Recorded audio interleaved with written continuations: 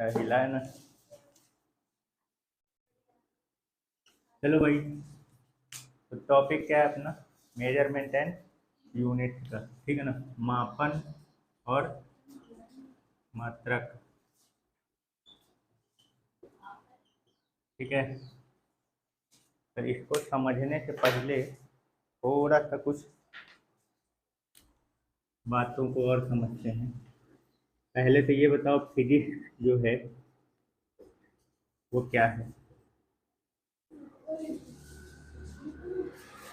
भौतिकी क्या है, पहले तो ये बताओ।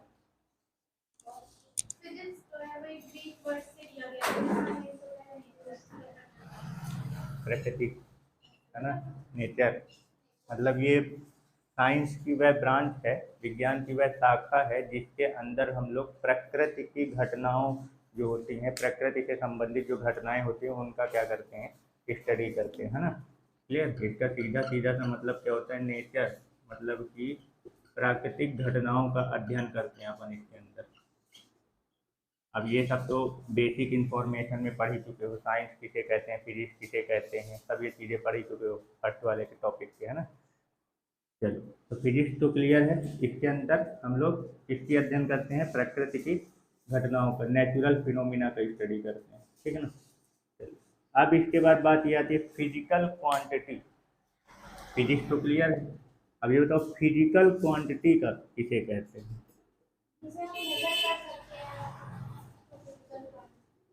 फिजिकल क्वांटिटी, भौतिक राशियाँ किसको कहते हैं?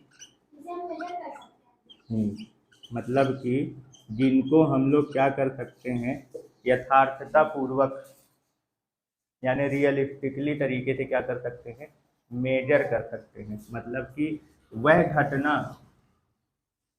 या वह राशि, क्वांटिटी, जिनका हम लोग क्या कर सकते हैं, कैसे, रियलिस्टिकली तरीके से। इसका मतलब समझ में आ रहा है? रियलिस्टिकली का मतलब क्या है? यानी कि यथार्थता पूर्वक। हाँ, क्या कर सकते हैं अपन, इसका मेजर कर सकते हैं। मेजरमेंट यानी कि मापन कर सकते हैं। तो जरा कुछ एग्जाम्पल बता सकते हो?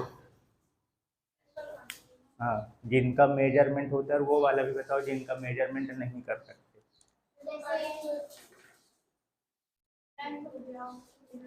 हाँ, जैसे किसी भी, कोई भी चीज़ होती है, जैसे अपन के, जैसे मान लो अपन के इसका एरिया निकालना है, तो इसके लिए अपन इसका लेंथ और ब्रीथ क्या कर सकते हैं, मेजर कर सकते हैं ना। तो लेंथ हो गया, ब्रीथ हो गया, लंबाई चौड़ाई हो गया, क्षेत्रफल हो गया, एरिया, वॉल्यूम हो गया, फोर्स हो गया, बहुत सारे फॉर्मूले पढ़े होंगे, वो सब मेजरमेंट कर सकते हैं। तो जिन जिन घटनाओं को या जिन भी क्वांटिटी का अपन यथार्थता पूर्वक मतलब ऐसे नहीं कि हवा में उड़ा देना है। अभी जैसे अब हम देख रहे हैं, मान लो हमने बोला कि ये इसकी लंबाई जो है वो लगभग मान लो 50 सेंटीमीटर का होगा, तो ऐसे बताओगे तो इसको यथार्थता पूर्वक नहीं बोलते हैं। यथार्थता पूर्वक मतलब एकदम प्रूफ के साथ दिखाओ उसको कि हाँ वाकई में ये इतना 50 सेंटीमीटर का है। आई बात समझ में? क्लियर?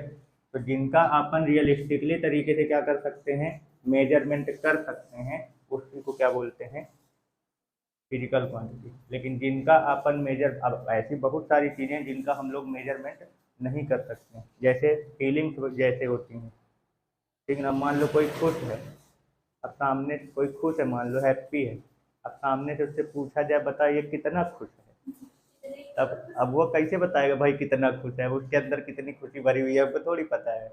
इसका कोई पैरामीटर थोड़ी बना है कि हाँ, कि कोई वस्तु इंस्ट्रूमेंट थोड़ी बना है उसका कि हाँ हम जाएंगे उसके सामने ऐसे रख के नाप लेंगे हाँ तुम इतने खुश हो। समझ गए? तो फिजिकल क्वांटिटी के अंतर्गत हमें उन्हीं को शामिल करना है जिनका हम लोग रियलिस्टिकली तरीके से यानी यथार्थता पूर्वक मेजरमेंट कर सकते हैं। जिनका नहीं कर सकते आप उसको इसमें शामिल नहीं करोगे। क्लियर हो गया? ठीक है ना, कोई डाउट? अब बात ये आती है, थोड़ा सा समझना कि जो ये फिजिक्स है, फिजिक्स, इसको एक्सपेरिमेंटल साइंस भी बोलते हैं। तो फिजिक्स है ना, इसको हम लोग क्या बोलते हैं, एक्सपेरिमेंटल साइंस भी कहते हैं। अब ऐसा क्यों? मतलब ये ब्रांच के नाम ही है, उसको और किस किस नाम से बोलते हैं, तो कुछ ना कुछ तो चीज़ होगी। अब इसमें वर्ड से ही मतलब समझना थोड़ा सा। एक्सपेरिमेंटल साइंस, एक्सपेरिमेंटल साइंस मतलब प्रयोगात्मक विज्ञान।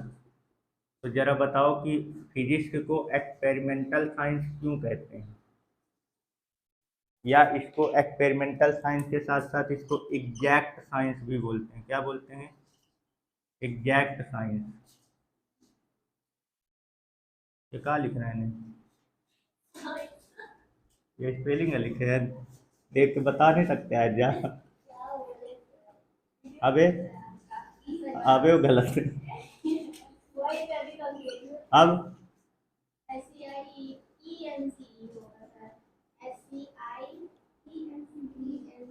तुम लोगन से स्पेलिंग नहीं बनता है। मैं मैं जानबूझ क्या गलत करता हूँ, देखता हूँ कि तुम लोग बनता है कि नहीं बनता। ठीक है, चलो। दूसरा, एक्सपेरिमेंटल साइंस या एग्जैक्ट साइंस भी बोलते हैं किसको? फिजिक्स को। एग्जैक्ट, एग्जैक्ट का मतलब समझते हो? निश्चित। एग्जैक्ट मतलब कि यथार्थ। एग्जैक्ट मतलब क्या होता है? यथार्थ विज्ञान। तो जरा बताओ कि फिजिक्स को एक्सपेरिमेंटल साइंस या एग्जैक्ट साइंस क्यों कहते हैं?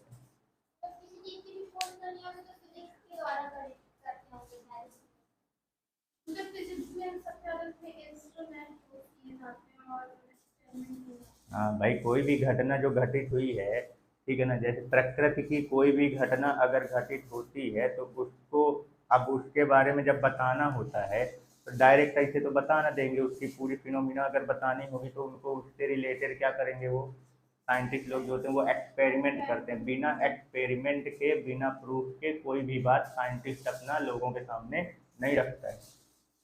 तो फिजिक्स जो है वो पूरी पूरी एक्सपेरिमेंट पर ही होती है। विदाउट एक्सपेरिमेंट फिजिक्स नहीं चलता है। आई बात समझ में? इसलिए इसको क्या बोलते हैं? Experimental science. आई बात क्लियर? एग्जैक्ट क्यों बोलते हैं?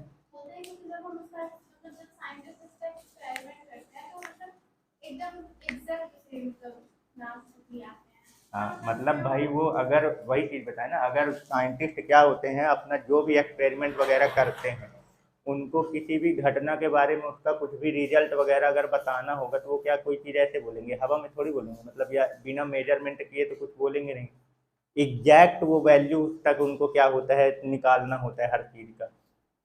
ठीक है ना, मतलब कि वो एकदम सटीक आंसर उनको जानना होता है और सटीक आंसर बताना होता है, क्योंकि भाई बहुत सारे फैक्टर ऐसे होते हैं जिससे उनका एक्सपेरिमेंट क्या होता है, प्रभावित होता है। तो वो किन किन चीज़ों का प्रभाव उसमें पड़ रहा है, या जो स्टडी कर रहे हैं, जो भी बता रहे हैं, तो उसका रिजल्ट क्या है, तो वो रिजल्ट कभी भी ऐसे नहीं बताएंगे कि हाँ इसका ये हो सकता है, ऐसे हो सकता है। वो उसका प्रूफ के साथ एकदम एग्जैक्ट उसकी वैल्यू बताने की कोशिश करते हैं कि ये घटना कितनी होती है, वैल्यू तक उसका क्या करते हैं, वो निकाल के बताते हैं। इसलिए इसको क्या बोलते हैं? Exact science. मतलब ऐसा नहीं है कि हवाबाजी वाला सिस्टम नहीं चलता है, प्रूफ के साथ सारी चीज़ें बताई जाती हैं। तो भाई बिना एक्सपेरिमेंट के तो ये चलेगा नहीं फिजिक्स। पूरा एक्सपेरिमेंट ही होता है इसके अंदर, इसलिए इसको एक्सपेरिमेंटल साइंस बोलते हैं। ठीक है ना। और दूसरा एग्जैक्ट साइंस, यथार्थ विज्ञान। उनको एकदम सटीक जानकारी चाहिए होती है और सटीक जानकारी लोगों तक पहुंचाते भी हैं। ठीक है ना, इसलिए इसको क्या बोलते हैं? Exact science. कोई डाउट? ठीक है। अब ये तो समझ गए कि फिजिक्स जो होता है उसमें पूरा एक्सपेरिमेंट वाला सिस्टम चलता है। ठीक है ना। अब जब एक्सपेरिमेंट करते होंगे तो सीधी सी बात है कि उनके एक्सपेरिमेंट के दौरान ऐसे बहुत सारी फिजिकल क्वांटिटी हैं जिनका उन्हें मेजर करने की क्या होती है, ज़रूरत पड़ती है। भाई बिना मेजरमेंट किए उनका कोई भी एक्सपेरिमेंट जो है वो हो ही नहीं सकता। जैसे कोई भी एक्सपेरिमेंट अगर कर रहे हैं तो उस एक्सपेरिमेंट में क्या लिख दे है यार, कितना दिन लग गया अब। जो एक्सपेरिमेंट होता है, ठीक है ना, जो प्रयोग वगैरह वो करते हैं, तो उनको उस एक्सपेरिमेंट के दौरान पे बहुत सी ऐसी फिजिकल क्वांटिटी होंगी जिनका उन्हें मेजरमेंट करने की क्या होती है, ज़रूरत पड़ती है। ठीक है ना, मेजरमेंट यानी मापन की। क्यों जरूरत पड़ेगी मापन की? क्योंकि अगर उन्हें अपना जो भी वो एक्सपेरिमेंट कर रहे हैं उनका उन्हें क्या करना है, उसके रिजल्ट तक अगर पहुंचना है, एक्सपेरिमेंट का जिस भी घटना से संबंधित वो क्या कर रहे हैं, प्रयोग कर रहे हैं, तो उस घटना का एग्जैक्टली उनको अगर अपने कहाँ तक पहुंचना है, रिजल्ट यानी परिणाम तक पहुंचना है, रिजल्ट परिणाम किसी चीज का अगर बताना हो, तो उन्हें उससे संबंधित फिजिकल क्वांटिटी के मेजरमेंट करने की क्या है, जरूरत पड़ेगी। जैसे पूछेंगे मेजरमेंट की जरूरत क्यों पड़ती है फिजिकल भाई एक्सपेरिमेंट में, तो सीधी सी बात है, विदाउट मेजरमेंट आप एक्सपेरिमेंट जो भी कर रहे हो उसका रिजल्ट बता ही नहीं पाओगे। ठीक है ना, अगर अपने को जैसे मान लो ये ऑब्जेक्ट है, एग्जाम्पल के लिए मान लो, ठीक है ना, अब इस ऑब्जेक्ट का क्या करना है, मान लो कि मुझे क्या बताना है, इसकी लंबाई बतानी है, या फिर ऐसे समझिए जैसे ये अपना बोर्ड है, सिंपल से समझने के हिसाब से, अब मुझे इसका एरिया बताना है, मेरा एक्सपेरिमेंट चल रहा है, उस एक्सपेरिमेंट में मुझे इसके एरिया की ज़रूरत है। अब ये बताओ इसका एरिया विदाउट इसके लेंथ और ब्रेथ मेजर किए निकाल पाओगे? नहीं निकाल पाओगे ना, यानी मेजरमेंट की ज़रूरत पड़ रही है कि नहीं? तो हमारा इसी तरीके से कोई भी एक्सपेरिमेंट जब चल रहा होता है तो उसमें बहुत सारी ऐसी फिजिकल क्वांटिटी आती है जिनका उन्हें मेजरमेंट करने की क्या होती है, ज़रूरत पड़ती है। अब क्यों ज़रूरत पड़ती है? क्योंकि उनको अगर अपने एक्सपेरिमेंट का रिजल्ट तक पहुंचना है, ठीक है ना, परिणाम अगर पहुंचे एकदम एग्जैक्टली सही उसका परिणाम पहुंचना है, बताना है उनको उसकी वैल्यू, तो उसको मेजरमेंट करना पड़ेगा। समझ गए? यहाँ तक कोई डाउट? ठीक है ना। अब बात ये आती है कि मेजरमेंट है क्या, या मेजरमेंट से क्या है, तो जरूरत तो समझ गए एग्जाम्पल से, ठीक है। लेकिन अब बात ये आती है कि मेजरमेंट एक्चुअली में है क्या चीज़, या मेजरमेंट से आप क्या समझते हो? थोड़ा सा समझाओ, दिमाग में अगर कुछ भी अगर चल रहा हो तो। कुछ नहीं चल रहा? कभी नहीं सुने हुई? कोई फीलिंग नहीं आती इसको देख? हाँ, नापना मतलब क्या होता है, नापने का क्या मतलब समझते हो? तो लेंथ ब्रीथ हाइट, वो तो ठीक है, वो तो हम समझ रहे हैं, लेकिन है क्या ये?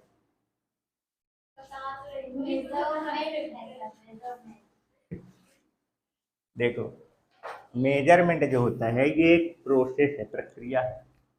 क्या है? वो तो तुम बता रहे हो, ठीक है, मेजरमेंट कर रहे हैं ना हम लोग, किसी चीज को नापना, तो वो क्या है, नापना क्या कहलाता है? प्रक्रिया कर रहे हो आप, प्रोसेस है चल रहा है वो, तो मेजरमेंट एक प्रकार का क्या है, प्रोसेस है। लेकिन कैसा प्रोसेस है, अब ये पूछ लिया जाए तो किस प्रकार की प्रक्रिया है मेजरमेंट? तो इसमें क्या करते हैं हम लोग, कंपेयर करते हैं, तुलना। क्या करते हैं? मेजरमेंट जो है वो कैसा है, एक कंपैरिजन आप करते हो किसी एक ऑब्जेक्ट को दूसरे ऑब्जेक्ट। अभी एग्जांपल समझाते हैं, पर पहले ये तो समझ जाओ कि जो मेजरमेंट है वो क्या है, एक प्रकार का प्रोसेस, प्रक्रिया है। अब किस प्रकार की प्रक्रिया है ये, कंपेयर करने की, यानी कि तुलना करने का। अब देखो, जैसे एक एग्जांपल समझते, मान लो क्या करना है हमको, किसी का जैसे इसका मान लो हमें क्या करना है, वेट मेजर करना है, वजन नापना है। तो अब इसको तुम ऐसे देख के तो बताओगे नहीं कितना वजन है, क्या करोगे, तराजू लोगे, एक तरफ वाट रखोगे और एक तरफ इसको, और फिर देखोगे कि ये कितने के बराबर आ रहा है। ऐसे ही ना करते हैं, वजन वजन नापना होता है तो क्या करते हो, एक तरफ सामान रखते हैं और दूसरी तरफ उसको नापने के लिए जो भी बाट वगैरह बनाए रहते हैं वो रखते हैं। जैसे गेहूँ वहूँ जाते हो जब पिसाने, जाते हो, जाते हो तुम लोग में जाते हो है ना, तो क्या रखते हो, एक तरफ बाट रखते हो और फिर उसको क्या कर रहे हो, ये तुलना ही ना कर रहे हो। हाँ, बहुत सही ठीक है, तो कंपैरिजन की समझ में आ रहा है क्या कर रहे हो इसमें? तो ये मेजरमेंट क्या है, एक प्रकार का कैसी प्रोसेस है ये, कंपेयर करने की, यानी तुलना करने की। आई बात समझ में, क्लियर हो गया? ये होता है मेजरमेंट। अब समझ में आया एग्जैक्टली कि क्या कहते हैं, किसको कहते हैं मेजरमेंट? ठीक है, क्लियर? इसीलिए जो अब देखो, अब जितना भी एक्सपेरिमेंट होता है विदाउट मेजरमेंट के तो हो नहीं सकता। इसीलिए इसको जो फिजिक्स होता है इसको साइंस ऑफ मेजरमेंट भी बोलते हैं। क्या बोलते हैं? साइंस ऑफ मेजरमेंट भी बोलते हैं, यानी कि मापन का विज्ञान। तो कितने नाम हो गए फिजिक्स के? क्लियर ना? ठीक है, कोनो डाउट? अब ये तो समझ गए मेजरमेंट क्या है, ठीक है ना, प्रोसेस। अब बात ये आती है कि मेजरमेंट जो है वो करते किस,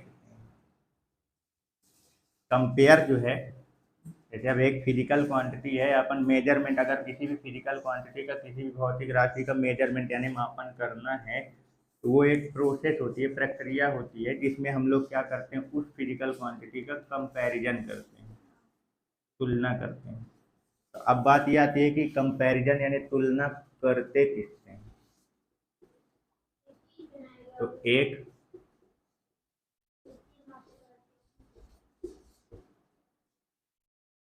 तो बताओ, अगर मान लो जैसे एग्जांपल के लिए थोड़ा समझना, ठीक है ना, मान लो मुझे किसी का वेट मेजर करना है, तो किससे मेजर करोगे?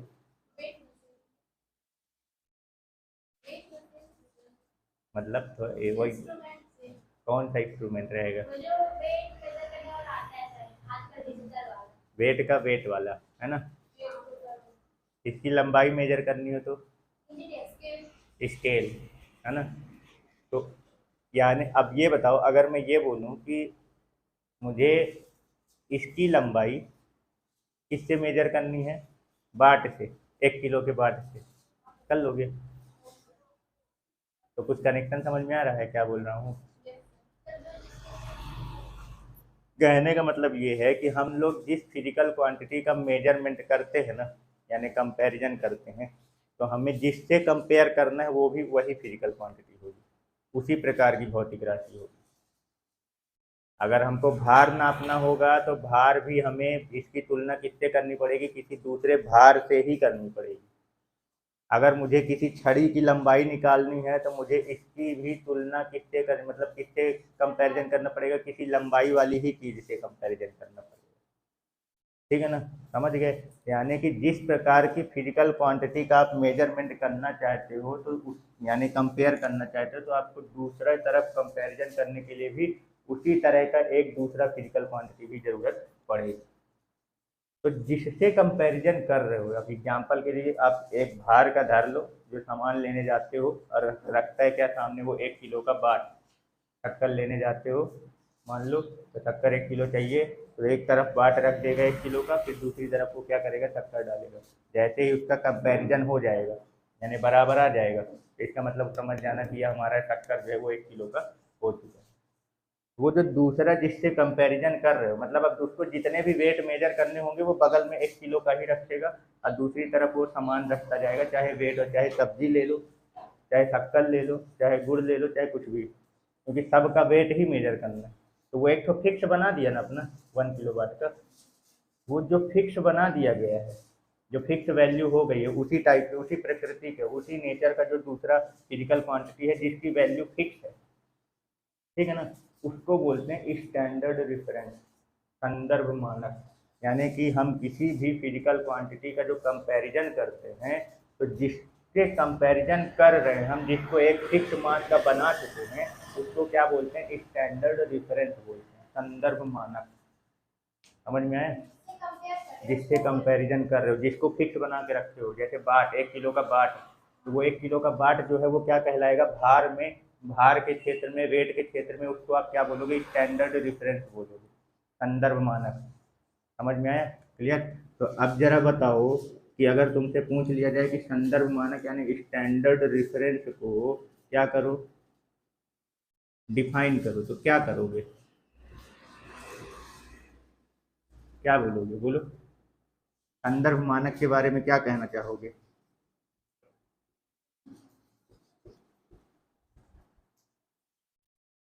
दिमाग उमाग का थोड़ा खोल के बैठा है, ये मूर्ति बन के ना हो बैठे का है। चल बताओ, स्टैंडर्ड रेफरेंस को अगर अब डिफाइन करने के लिए बोला जाए, संदर्भ मानक को परिभाषित करो, तो क्या बोलोगे? तो जो संदर्भ मानक होता है इसकी वैल्यू फिक्स होती है और इसी तरह मेजरमेंट करते हैं। मतलब कि जिस फिजिकल क्वांटिटी का हमें मेजरमेंट करना है उसी नेचर का, उसी प्रकृति का, दूसरी प्रकृति का नहीं। हाँ, तो जिस फिजिकल क्वांटिटी, जिस भौतिक राशि का हमें मापन करना होता है, तो उसी प्रकृति का, उसी नेचर का एक फिक्स मान वाला, निश्चित मान वाला। और ये ऐसा नहीं है कि केवल ये जो यूनिट है, मतलब जो आप ये मेजरमेंट के लिए जो स्टैंडर्ड रेफरेंस आपने जो लिया है वो यहीं पर बस लगेगा, तो हर दुकान में लागू होगा वो, मतलब वो सर्वमान्य है, यूनिवर्सल है। आई बात समझ में? स्टैंडर्ड रेफरेंस जिससे कंपैरिजन कर रहे हैं हम। पहले क्या करते थे, पहले जैसे, अब तो मान लो एकदम फिक्स वैल्यू आ गई, पहले बहुत पुराने क्षेत्र में चले जाओ तो तब भी यही प्रोसेस अपनाते थे। वो क्या कर लेते थे, एक मान लो कोई बड़ा सा पत्थर ले लेते थे और इसको मान लेते थे कि ये इसका वेट इतना है। अब फिर जो भी सामान देते थे तो एक तरफ उस पत्थर को रख के दूसरी तरफ सामान रख के बेच क्या करते थे, सामान बेचते थे। लेकिन अब जरूरी थोड़ी है तुमने जो पत्थर माना है वो उतने का ही है जितने का तुम बता रहे हो। तो फिर उसको भी क्या किया गया, एक फिक्स वैल्यू लेके फिर उसका बनाया गया, उसको शेप दिया गया, उसका आकार दिया गया, उसकी परिभाषा वगैरह दी गई, सब चीज़ उसको फिक्स किया गया और उसको यूनिवर्सल तरीके से लागू किया गया है। मतलब ये नहीं कि तुम अपना अलग 1 किलो बनाओगे, वो अपना अलग 1 किलो बनाएगा, दूसरा दुकान वाला अपना वो 100, मान लो 100 दुकान वाला इतना बड़ा का 1 किलो बाट बनाया और 100 इतने छोटे का, तो ऐसा नहीं होगा। तो जो स्टैंडर्ड रेफरेंस है वो ये यूनिवर्सल होता है, फिक्स होता है और यूनिवर्सल। फिक्स मतलब जितना यहाँ पे है उतना ही उधर साइड भी होगा, उस वाले दुकान में भी 1 किलो को उतना ही माना जाएगा, और यहाँ पे भी अगर मान रहे हो तो उधर भी सर्वमान्य ही है हर जगह। तो यानी कि स्टैंडर्ड रेफरेंस जिस फिजिकल क्वांटिटी का हम लोग मेजरमेंट कर रहे हैं ये उसी नेचर का एक फिक्स वैल्यू वाला यूनिवर्सल फिजिकल क्वांटिटी होता है। क्लियर हो गया? कोई डाउट? और इसी स्टैंडर्ड रेफरेंस को ही यूनिट कहते हैं, जो आप पढ़ रहे हो टॉपिक मेजरमेंट एंड यूनिट। तो मेजरमेंट क्या है, प्रोसेस, और यूनिट क्या है, जिससे ये प्रोसेस चल रहा है। आई बात समझ में? तो स्टैंडर्ड रेफरेंस को ही, संदर्भ मानक को ही क्या कहते हैं, यूनिट कहते हैं। क्लियर हो गया? कोई दिक्कत? तो अब जब मात्रक का डेफिनेशन पूछा जाएगा तब भी आप यही बोलोगे जो स्टैंडर्ड रेफरेंस के बारे में बोल रहे थे, कि जो मात्रक यानी किसी भी फिजिकल क्वांटिटी की यूनिट से आप क्या समझते हैं, मात्रक क्या होता है? तो मात्रक क्या है, जिस फिजिकल क्वांटिटी का हम मेजरमेंट कर रहे हैं उसी नेचर का एक फिक्स वैल्यू वाला, निश्चित मान वाला, एक यूनिवर्सल फिजिकल क्वांटिटी, मतलब सर्वमान्य भौतिक राशि। क्लियर हो गया? कोई डाउट? ठीक है, तो समझ में आ गया मेजरमेंट और यूनिट। ये तो समझ गया मेजरमेंट और यूनिट किसको बोलते हैं, ठीक है ना? इस यूनिट जो होता है वो उसी प्रकार की फिजिकल क्वांटिटी होती है जिस फिजिकल क्वांटिटी को हमें क्या करना है, मेजर करना होता है। यानी ये वही ये भी एक यूनिट, भी एक प्रकार की भौतिक राशि ही है, फिजिकल क्वांटिटी ही है ना? ये भी क्या है, फिजिकल क्वांटिटी ही है, बस ये है कि इसकी वैल्यू जो रहती है वो क्या रहती है, फिक्स रहती है, या अमाउंट जो होता है वो क्या रहता है, फिक्स रहता है, फिक्स मात्रा वाला रहेगा। और ऐसा भी नहीं कि एक ही जगह बस के लिए रहेगा, उसको हर जगह लागू किया जाता है उस फिजिकल क्वांटिटी को। यानी कि ये अमाउंट फिक्स के साथ साथ क्या रहता है, ये यूनिवर्सल भी होता है, यानी कि सर्वमान्य होता है। ठीक है, तो क्लियर? चलो, अब देखो इसका मतलब ये हो गया कि हम जो कंपैरिजन मेजरमेंट कर रहे होते हैं, तो यानी फिजिकल क्वांटिटी की तुलना उसके मात्रक यानी यूनिट से की जाती है। शॉर्ट में अब ये बोल सकते हैं ना? नहीं समझे भाई? इसी ना कंपैरिजन कर रहे हैं। मेजरमेंट का मतलब क्या होता है, तुलना करना, कंपेयर करना। तो अब किससे कर रहे हैं, इस वाली फिजिकल क्वांटिटी से, और इस फिजिकल क्वांटिटी को क्या बोलते हैं, यूनिट बोलते हैं। इसी को स्टैंडर्ड रेफरेंस है, मात्रक। तो यानी कहने का मतलब यह है कि किसी भी फिजिकल क्वांटिटी का जो मेजरमेंट करते हैं हम उसी के यूनिट से करते हैं, मात्रक से करते हैं। आया समझ में? क्लियर हो गया? शॉर्ट फॉर्म में एक लाइन से। चलो, अब जैसे मान लो हमें किसी फिजिकल क्वांटिटी का मान लिखना है, वैल्यू, परिमाण। तो जरा बोलो कोई भी फिजिकल क्वांटिटी की वैल्यू बोलो। जैसे मान लो मुझे किसी उसका वेट बोलना है, तो कैसे बोलोगे? वेट के जैसे मान लो अपन क्या बोल रहे हैं कि हमें फिजिकल क्वांटिटी यानी भौतिक राशि का क्या लिखना है, परिमाण लिखना है, उसका मैग्नीट्यूड लिखना है। क्या लिखना है हमें? मैग्नीट्यूड मतलब समझ रहे हो ना, वैल्यू। तो जैसे मान लो कोई वेट है हमारे पास, भार, द्रव्यमान, मास। तो किसी का द्रव्यमान अगर हम बोलेंगे मास के बारे में, तो जरा बताओ मास की वैल्यू का कोई भी एक एग्जांपल ले लो, बोलो। कितना? 40 किलोग्राम। ठीक है, चलो ये लंबाई का बोलो थोड़ा सा मान, कोई भी लेंथ का, यानी कि लंबाई जो हो गई वो क्या हो गया, क्या बोल रहे हो, 15 मीटर। हाँ। अब ये जो दो वैल्यू बोले हो, इन दो वैल्यू में जरा देखो कि है क्या क्या। इसमें यूनिट है। हाँ, ये नंबर है और ये यूनिट। यानी कहने का मतलब ये है कि किसी भी फिजिकल क्वांटिटी का जो मैग्नीट्यूड होता है वो दो चीज़ों से मिलकर बनता है, उसके न्यूमेरिकल वैल्यू, दूसरा यूनिट। आया समझ में? कोई डाउट? ठीक है, यानी कि हम क्या बोल सकते हैं, जैसे अपन कोई भी फिजिकल क्वांटिटी लिखेंगे तो क्या लिख सकते हैं फिजिकल क्वांटिटी को, उसके नंबर मल्टीप्लाइड बाई यूनिट। हाँ, ये यूनिट के लिए यू लिखा हूँ, ठीक है ना, समझ गए? यानी कि किसी भी भौतिक राशि का जो परिमाण होता है, मैग्नीट्यूड, वो दो चीज़ों से मिलकर बना होता है, उसके न्यूमेरिकल वैल्यू नंबर और उसका यूनिट यानी मात्रक। अब बोलेंगे कैसे फिजिकल क्वांटिटी, उस नंबर, न्यूमेरिकल वैल्यू और मात्रक के गुणनफल के बराबर होता है। मल्टीपल प्रोडक्ट, प्रोडक्ट, गुड़े को क्या बोलते हैं, प्रोडक्ट बोलते हैं ना। तो कोई भी फिजिकल क्वांटिटी जो होती है उसका मैग्नीट्यूड उसके न्यूमेरिकल वैल्यू और यूनिट के प्रोडक्ट के इक्वल होता है। इतना बात क्लियर है? ठीक है, अब जरा ये बताओ थोड़ा सा, ये जो 40 किलोग्राम है ये आया कैसे, इसका मतलब क्या है, इस 40 किलोग्राम का मतलब क्या है?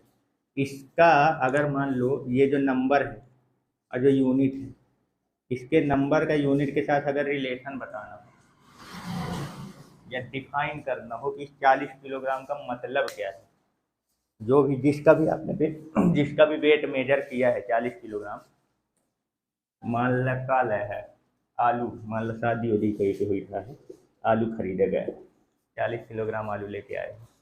तब जरा इसको थोड़ा सा शब्दों में थोड़ा सा बयां करो कि 40 किलोग्राम का मतलब क्या है, शब्द नहीं। हाँ, 40 जो है वो नंबर है, जिस जिसका आपने मेजरमेंट किया है ये उसका न्यूमेरिकल वैल्यू है। अब किलोग्राम, जिस जो चीज़ आप मेजरमेंट कर रहे हो उसका यूनिट है ये। तो नंबर को यूनिट के साथ अगर थोड़ा सा शब्दों के साथ अगर बयां करो इस पूरी क्वांटिटी को, तो कैसे बोलोगे? मतलब उसका वेट है वो 40 किलोग्राम है और वो तो है, वो तो बता दिए हो।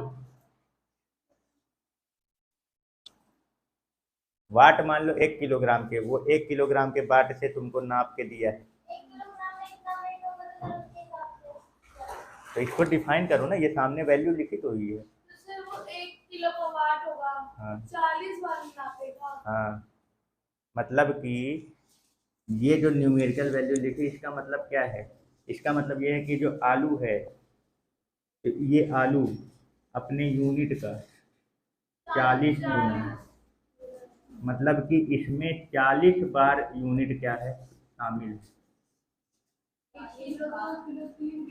एक 1 किलोग्राम यूनिट हो ना, और 1 किलोग्राम को स्टैंडर्ड रेफरेंस बना दिया, उसको संदर्भ मानक बना दिया कि हम इसी से क्या करेंगे, जितने भी वेट हैं सबको इसी से क्या करेंगे अपन, मेजर करेंगे। तो 40 किलोग्राम आने का मतलब क्या है, 1 किलो का जरा है, पहले एक आलू रखा 1 किलो हो गया निकाल दिया, फिर फिर रखा जो जैसे 1 किलो हुआ निकाल दिया, यानी कितनी बार नाप दिया उसने? 40 बार। अबे तो 2 बार नापे है। हाँ मतलब उसका मतलब इसी तरीके से 40 बार नापेगा तब जाके उसका 40 किलोग्राम आया है। इसका मतलब ये है कि ये जो मैग्नीट्यूड है, ये जो फिजिकल क्वांटिटी है, ये अपने यूनिट का 40 गुना है। आया समझ में? ऐसे ये वाला, जैसे मान लो 15 मीटर, जैसे मान लो ये लंबाई है, ये 15 मीटर, तो जो स्केल बनाए हो, मान लो एक स्केल है वो 1 मीटर का है, वो अपना स्टैंडर्ड रेफरेंस बन गया, मतलब उसको बना दिया गया। जैसे ये है, हम क्या करते हैं, हमें किसी की लंबाई नापनी है तो उसके किसी से तुलना कर नापना, मतलब हमको किसी कोई उसी तरह के एक दूसरी चीज़ की ज़रूरत पड़ेगी जो उसको क्या करे, तुलना कर दे। तो मैंने मान लेता हूँ, मैं इसको स्टैंडर्ड रेफरेंस मान लेता हूँ। मैं मान लेता हूँ कि ये कितने का है, ये 1 मीटर की लंबाई का है। अब ये हर जगह इसको मान लिया जाएगा, सर्वमान्य हो चुका है, बना दिया गया इसको कि इसी को आप 1 मीटर की लंबाई मानोगे। तो अब जब मुझे इसका मेजरमेंट करना है कि ये कितना है, तो इसको अपन ऐसे रख के मेजर करेंगे, एक, ये 2, ये 3, 15, बहुत ज़्यादा लिखवाया हो जाएगा नहीं। मान लो यही चीज़ नापते नापते कितनी बार ये आया, 15 बार। तो इसका मतलब ये जो 15 मीटर है, तो इसको हम क्या बोलेंगे, ये जो लंबाई है ये इसका 15 गुना है। आई बात समझ में? यानी कि किसी भी फिजिकल क्वांटिटी को उसके न्यूमेरिकल वैल्यू और यूनिट के बीच में अगर आप रिलेशन या शब्द में बयां करोगे तो कैसे बोलोगे, जो न्यूमेरिकल वैल्यू है यानी कि वो फिजिकल क्वांटिटी अपने यूनिट का अपने नंबर जो आपने लिखा उतने गुना है। समझ गए? यानी यहाँ पे क्या है, ये इसकी यूनिट कितनी है, यहाँ पे इस वाले की यूनिट क्या थी, किलोग्राम, और इस वाले की यूनिट क्या है, मीटर, 1 मीटर, इसका 1 किलोग्राम। तो 15 मीटर मतलब ये अपने यूनिट 1 मीटर का कितने गुना है, 15 गुना है। तो अब हमारे ख्याल से समझ में आ चुका होगा ये सारी चीज़। ठीक है, चलो फिजिकल क्वांटिटी जो है वो तो क्लियर हो गया कि उसके न्यूमेरिकल वैल्यू और यूनिट के प्रोडक्ट के इक्वल होता है। अब थोड़ा सा एक बहुत इंटरेस्टिंग चीज़ है इससे रिलेटेड, ये जो न्यूमेरिकल वैल्यू और यूनिट का जो प्रोडक्ट होता है ना, ये कांस्टेंट होता है कभी। हाँ, बहुत अच्छी बात है, इससे क्वेश्चन बनते हैं, पता है? नहीं पता ना? हाँ, समझ जाओ। ठीक है, तो किसी भी फिजिकल क्वांटिटी का जो न्यूमेरिकल वैल्यू और यूनिट होता है, ये क्या होता है, कांस्टेंट होता है। अब देखो, ये चीज़ आप बहुत पहले से करते आ रहे हो लेकिन कभी ध्यान नहीं गया होगा, जो अभी इसका रिजल्ट बताने वाले हैं। इस कांस्टेंट का रिजल्ट क्या निकलता है, जैसे मान लो अपन ये बोले कि इसका, मैंने बोला कि ये कांस्टेंट होता है, ठीक है ना, यानी कि n into u equal to constant. तो ये बताओ, अपन इसको u को उधर भेजेंगे, 1 मिनट भाई, ये कांस्टेंट अपॉन यूनिट, ये ठीक है ना, क्लियर? अब जरा ये बताओ, जब कांस्टेंट हटता है तो क्या लगता है, प्रोपोर्शनल, या प्रोपोर्शनल हटाते हैं तो कांस्टेंट वैल्यू आती है। तो इसका अगर अपन इसका कांस्टेंट हटा दें तो इसका मतलब ये क्या हो जाएगा, इसका मतलब क्या समझ में आ रहा है कि जो अगर n बढ़ेगा तो कांस्टेंट घटेगा, अगर कांस्टेंट यूनिट बराबर रहेगा, बहुत सही, यूनिट घटेगा और यूनिट बढ़ेगी तो न्यूमेरिकल, हाँ भाई, इन्वर्सली प्रोपोर्शनल ना रहा, विक्रमानुपाती, मतलब कि अगर आप यूनिट बढ़ाओगे तो न्यूमेरिकल वैल्यू क्या हो जाएगी, घटेगी, या यूनिट घटाओगे तो न्यूमेरिकल वैल्यू। अब जरा इसका थोड़ा सा एक आपको एग्जांपल दो करके बता दो। जैसे सर 40 किलो था तो अगर उसको ग्राम में लिखना हुआ हाँ, तो यानी कि देखो ये 40 किलोग्राम है, ये यूनिट बड़ी यूनिट है, तो छोटे यूनिट में कन्वर्ट करेंगे ग्राम में, तो 40 का कितना हो जाएगा, 40,000 हो जाएगा। तो देख लिए, यानी कि अगर अपन यूनिट घटा रहे हैं, यूनिट क्या कर रहे हैं, घटा रहे हैं, इसकी न्यूमेरिकल वैल्यू क्या हो रही है, बढ़ रही है। क्लियर हो गया? ठीक है ना, ये ऑब्जेक्टिव पॉइंट में ये क्वेश्चन पूछा हुआ था, अब हवा में उड़ गया, समझ गए? यानी न्यूमेरिकल वैल्यू और यूनिट कांस्टेंट होते हैं, उनका प्रोडक्ट, ये ध्यान रखना कितने तरीके से आप इसको बोल सकते हो। तो किसी भी फिजिकल क्वांटिटी का न्यूमेरिकल वैल्यू और यूनिट का प्रोडक्ट जो होता है वो क्या होता है, कांस्टेंट। तो उसके हिसाब से अगर आप इसको क्या करते हो, यूनिट को इधर भेज दोगे या नंबर को, आप कांस्टेंट हटाएंगे तो प्रोपोर्शनल, तो इनवर्सली प्रोपोर्शनल आ रहे हैं। मतलब अगर यूनिट, जितना बड़ा यूनिट होगा उसकी न्यूमेरिकल वैल्यू उतनी छोटी, या जितना छोटा यूनिट होगा उसका न्यूमेरिकल वैल्यू उतना बड़ा हो जाएगा। ठीक है, समझ गए? कोई दिक्कत? अच्छा, इस ये जो मैंने बोला ये कांस्टेंट, इससे रिलेटेड आप कोई इक्वेशन बना सकते हो। अब ये जैसे मान लो हमने दो अलग अलग फिजिकल क्वांटिटी तो सेम ही है, लेकिन उनकी जो मैग्नीट्यूड है वो अलग अलग है। मैग्नीट्यूड क्या है, अलग अलग। तो इसके ऊपर ऐसा क्वेश्चन बन सकता है, जैसे ये कांस्टेंट है तो कांस्टेंट का मतलब क्या हुआ, मैग्नीट्यूड भले अलग अलग रहेगा लेकिन उनका प्रोडक्ट क्या रहेगा, बराबर रहेगा। तो अपन इसी चीज को इक्वेशन के फॉर्म में ऐसे लिख सकते हैं, N1U1 इक्वल टू N2U2। कोई दिक्कत भाई, ये कांस्टेंट है ना, कांस्टेंट का मतलब क्या होता है, बराबर। ये आप भले चेंज कर दो पर इन दोनों का प्रोडक्ट जो है वो सेम। अभी ये 40 किलोग्राम को हम क्या ये बराबर 40,000 ग्राम नहीं बोल सकते क्या, बराबर है ना। इसकी न्यूमेरिकल वैल्यू अलग है, इसकी यूनिट और इसकी यूनिट अलग, लेकिन हम बात एक ही फिजिकल क्वांटिटी की कर रहे हैं, तो उनका प्रोडक्ट क्या रहेगा, बराबर। यही तो है कांस्टेंट का मतलब।